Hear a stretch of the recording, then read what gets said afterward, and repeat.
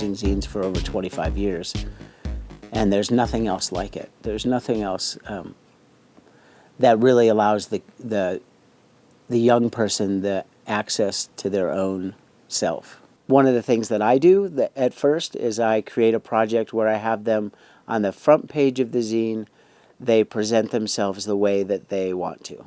So they could put their name in graffiti, or they could somehow just express how they present themselves to the world. On the inside, you have 6 active pages. So the first 2 pages, I would ask them to tell me something about them from the past, something that's important about something that's happened to them in their life that they want to share.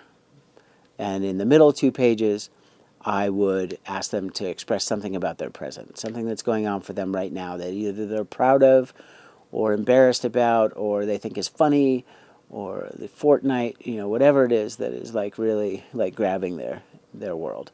And on the last 2 pages, to conclude with something they hope for in the future.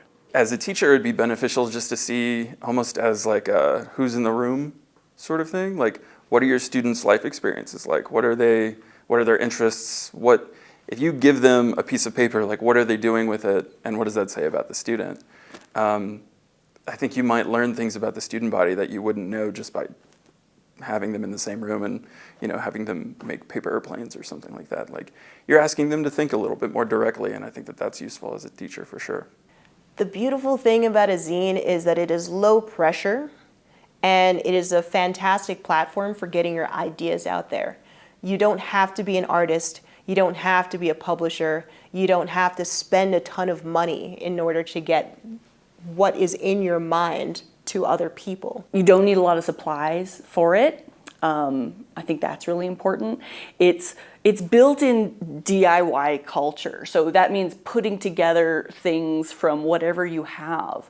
So I think that zine making is a really great way for students to be creative with their own materials that they already own at their homes, or finding materials in thrift stores, in weird classroom closets that might never get used. It requires you to use kind of 2 different parts of your brain, because some of it's very visual and artistic and intuitive and craftsy, and some of it's very methodical and based on planning and figuring out what goes on what page, or based in other things that students might be interested in, like writing, poetry, image making, collages. And there's no wrong way to make a zine, and zines are very personal.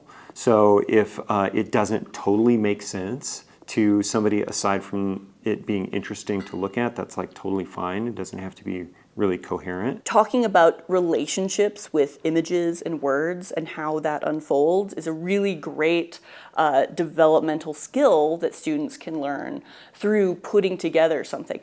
What is first? What is second? What is third? And if you mix those things up, how does the story read differently? Working on a car, you understand how to problem solve that.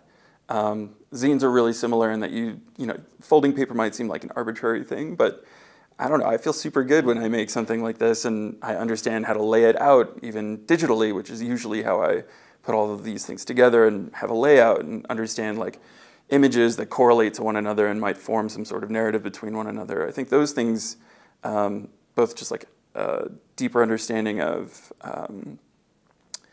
visual culture, and how images function next to each other, and how they can unfold something over time. So often there's so much emphasis on achievement and getting good grades, and making a zine's a way for students to express themselves without having any kind of value. It gives them space to fail.